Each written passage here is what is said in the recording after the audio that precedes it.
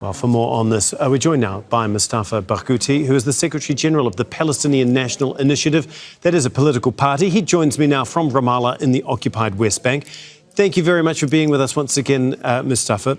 I mean, there's clearly a lot happening right now in the occupied West Bank. First, the Palestinian Authority is accused of starting fires in the Jenin refugee camp. If we can begin with that, they deny that. And can you just run us through? You're there.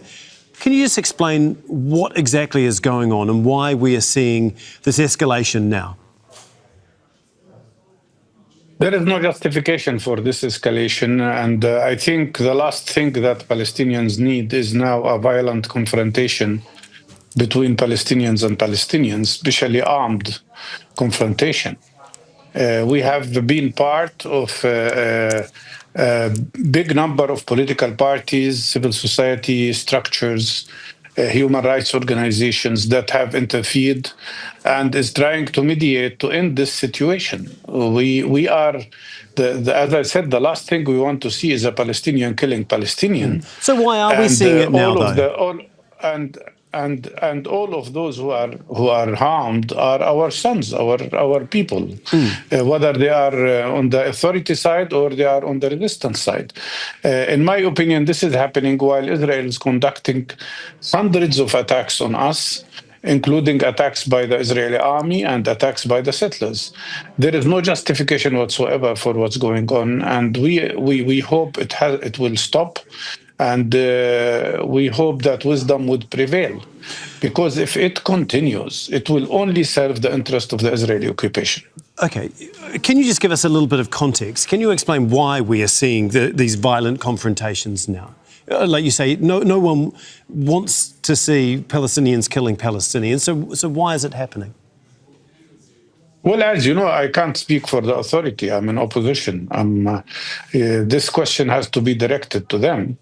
But maybe some of them think that by doing so, they are protecting the West Bank from huge damage that could be made by the Israeli army. Unfortunately, the Israeli army is already damaging every other city in the West Bank and every other refugee camp and every other village. So that kind of explanation does not stand, actually.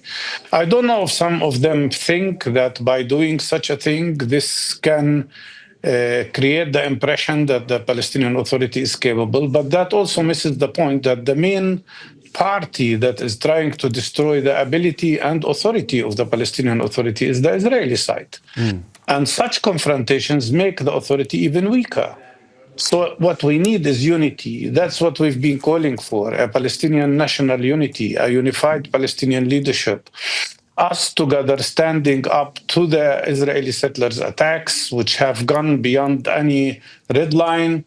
Us together standing to the Israeli army, which keeps invading our cities, our villages, and as you have said, which has already arrested more than 12,000 people and killed more than 830 in the West Bank.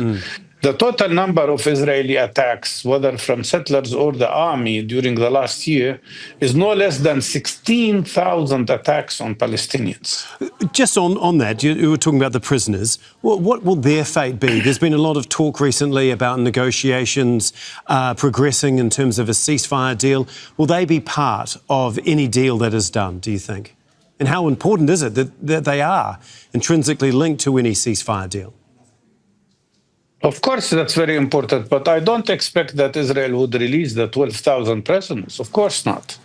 The maximum we could think about is probably 100 or 200 or maybe a little bit more of those who have long-term sentences. But the reality is that we have 12,000 people arrested in the West Bank and probably more than 4,000 in Gaza. The reality is that 58 Palestinian prisoners from Gaza and West Bank have already been tortured to death in Israeli prisons, and a deal will not bring them back to life.